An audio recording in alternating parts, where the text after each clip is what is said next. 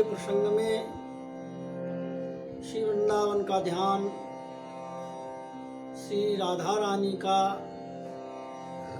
चोटी से श्रृंगार वर्णन किया और चरणों तक आए। फिर वहीं चरणों से लाल जी का प्रारंभ किया ध्यान। श्याम चरण तरवसी अरुणता से सुहायक, और शिख पर्यंत लाल जी का ध्यान किया। और फिर जुगल ध्यान भी किया कि एक ही माला दोनों जुगल ने धारण किया है और आसपास सहचरियां उनकी सेवा में तत्पर हैं। ये विधि आठों जाम लड़ावे प्रीतम प्यारी, और आठों याम 24 घंटे हर समय जो जुगल सरकार की सेवा में उपस्थित रहती हैं, ऐसी सखियों का नाम 16 सखियों के नाम स्मरण कर रहे हैं। ये नाम भी बड़े विचित्र हैं। देखिए, गजगामिनी गजगामिनी दुते दामिनी प्रथुनितंबिनी बाल कटिके हरि क्रजोदरी पीनस्तनी रसा दरकंठी बिंबा दरी दाड़िम दसनी वीर पिकबैनी मृगलोचनी पिकबैनी मृगलोचनी शशि बदनी रससीर भुजमृणाल भुजमृणाल ब्रकुटी धनुष कदली जगह न सुवाम नख तारा गण सहचरी के शुभ सो रहना के शुभ सो रहना।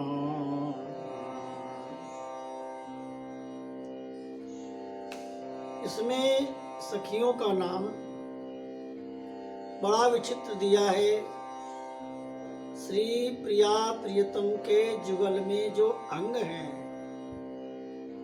उन अंगों का नाम ही एक प्रकार से सखी के रूप में दिया है। पहली सखी का नाम गजगामिनी, द्युतिदामिनी, प्रथुनितंबनी बाल, कटिके हरि कृशोदरी, पीनस्तनी रसाल, दरकंठी बिंबाधरी, दाड़िम दसनी वीर, पिकबैनी मृगलोचनी, शशि बदनी रससीर, भुजमंडाल भ्रकुटी धनुष कदली जगन सुबाम, नख तारागन सहचरी के सुसोरह नाम। अब ये नाम दिए, कहते हैं पहला नंबर हुआ गजगामिनी, दूसरे प्रथुनितंबिनी, तीसरे द्युतिदामिनी, तीसरे प्रथुनितंबिनी, चौथे नंबर में कटके हरि, पांचवें नंबर में कृशोदरी, छठवें नंबर में पीनस्तनी, सातवें में दरकंठी, आठवें में बिंबाधरी और नवें में शशिबदनी, 10वें में पिकबैनी, 11वां नंबर है मृगलोचनी, 12वां नंबर है शशिबदनी, 13 नंबर है मृणाल भुजी, 14वीं सखी है धनु भ्रकुटी, 15वां है कदली जघना और 16वां नंबर है तारा नखी। अब नाम सुनकर के इन सखियों का बड़ा विचित्र समझ में नहीं आता।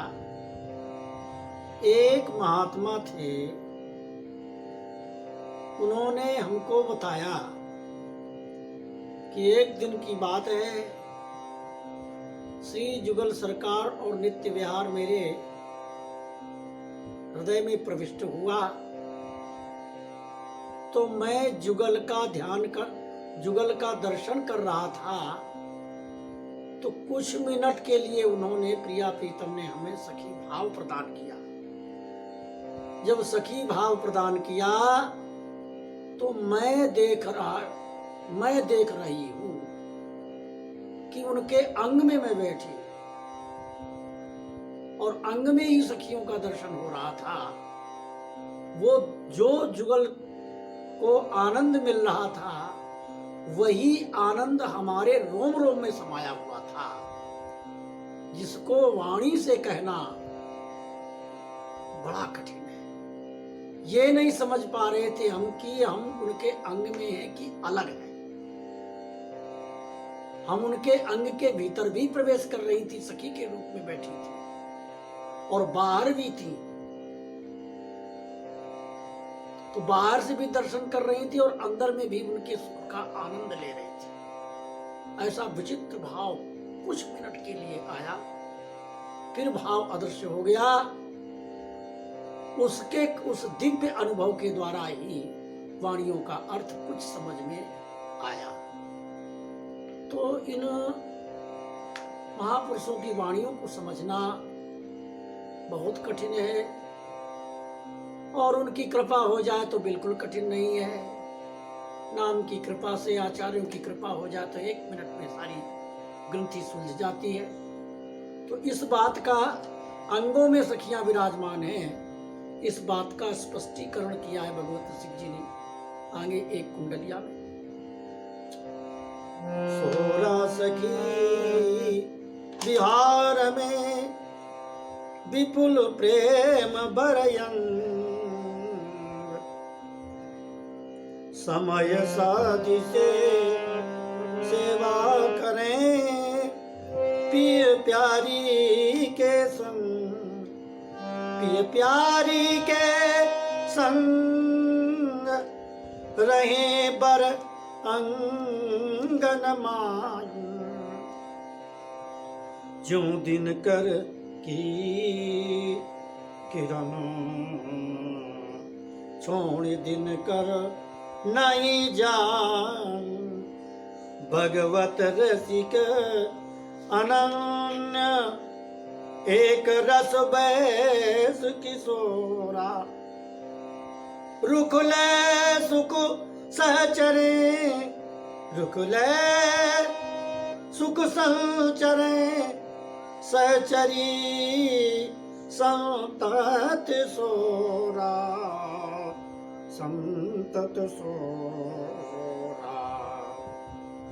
इस कुंडलिया में श्री भगवत सिंह जी महाराज ने जो सखियों के 16 नाम हैं, इस नाम का स्पष्टीकरण किया है कि जो 16 सखियां हैं ये जुगल सरकार के श्री अंग में भी विराजती हैं और अंग से निकलकर ये बाहर भी आ जाती हैं और अंग में समा भी जाती है। दोनों बातें। समय साध सेवा करें पी प्यारी के संग, समय को साध करके जुगल सरकार के संग में रहती हैं। पी प्यारी के संग रहे बर अंगन माही, पी प्यारी के संग में भी रहती हैं अलग बन करके और अंगों में भी समा जाती हैं। कैसे? जैसे ज्यों दिनकर की किरण, उदाहरण दे रहे हैं कि जैसे सूर्य और सूर्य की किरण, सूर्य तो आकाश में विराजमान है परंतु उसकी किरण पृथ्वी तक आती है। अब किरण को सूर्य से अलग नहीं कर सकते, सूर्य को किरण से अलग नहीं कर सकते।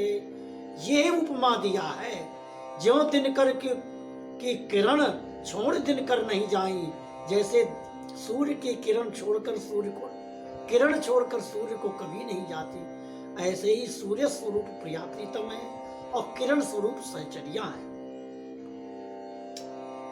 उदाहरण बहुत सुंदर दिया है।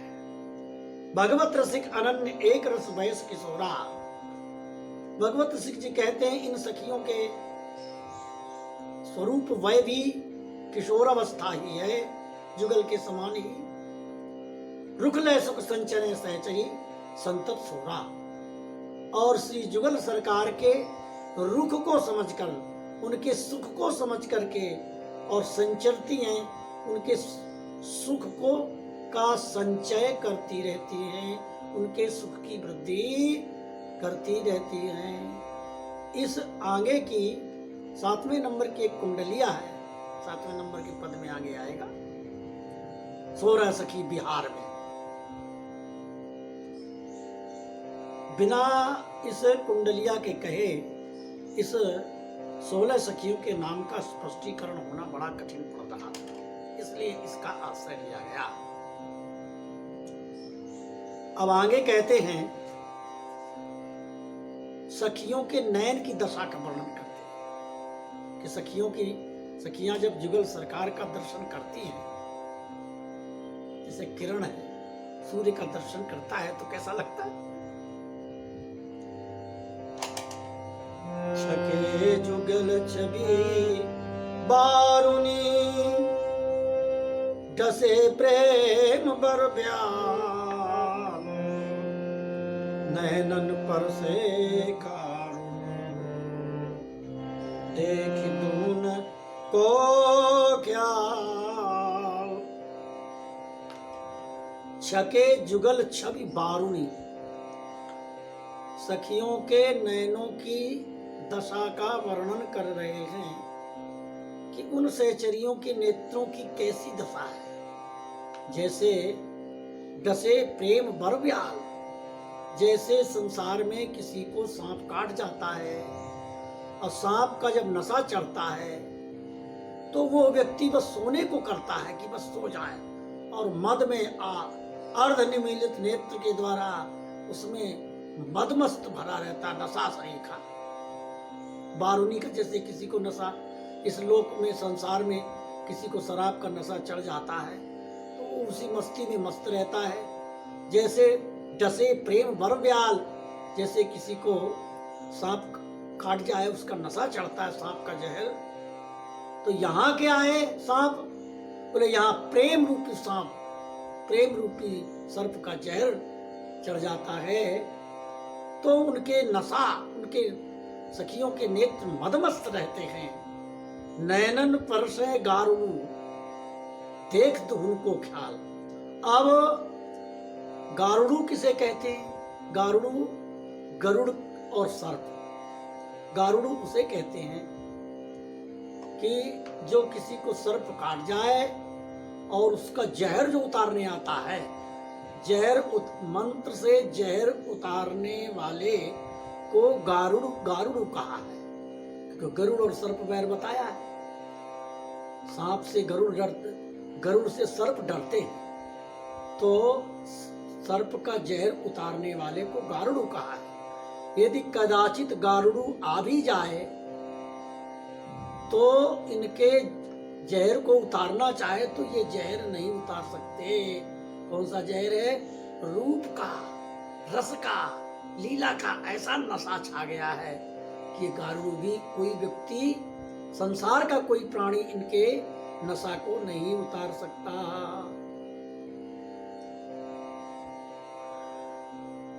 आरोहण अवरोहिणी करत रहत दिन रैन, भगवत रसिक अनन्य के धनी धनी दो नैन, भगवत रसिक अनन्य के धनी धनी दो नैन। अब सखियों की दशा का वर्णन करते हैं कि ये सखियां आरोहण अवरोहणी, आरोहण का मतलब होता है चढ़ना, अवरोहण का मतलब उतरना। जैसे संगीत में सा रे गा मा पा धा नी सा, इसको आरोहण कहते हैं, और सा नी धा पा मा गा रे सा, इसे अवरोहण कहते हैं। तो जब ऊपर को चढ़ते हैं तो आरोहण, और नीचे को करते हैं तो अवरोहण, उतरना। तो यहाँ क्या है आरोहण अवरोहण? बोले जैसे लाल जी के चरणों से ध्यान प्रारंभ किया। लाल जी के, अब सखियों यहाँ क्या बता रहे हैं कि ये सखियाँ श्री जी के चरणों का दर्शन करती हैं, फिर घुटने का दर्शन करती हैं, फिर यहाँ भगवत सिंह जी ने श्री जी के मस्तक से ध्यान प्रारंभ किया। प्यारी सिर सीमंत, और फिर चरणों तक आया।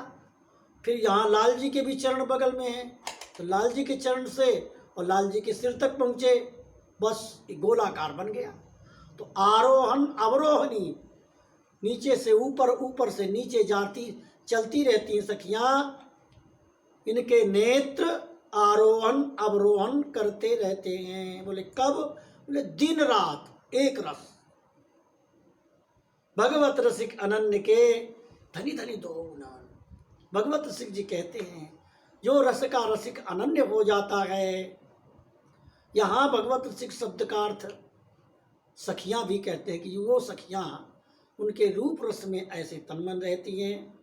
यदि प्राकृत जगत में देखा जाए तो यहाँ भी कोई न कोई साधक के लिए भी निर्देश दे रहे हैं कि देखो भाई, मंत्र जाप करते हुए आरोहण अवरोहणी करते रहो, अभ्यास करते रहो, अभ्यासात। इसलिए जो भगवत ऋषि को दर्शन हुआ है उस दर्शन का वर्णन किया है। इसकी भावना हम आप करते रहें तो धीरे धीरे कभी कभी श्री जी की कृपा भी हो जाती है। बोलो वृंदावन बिहारी लाल।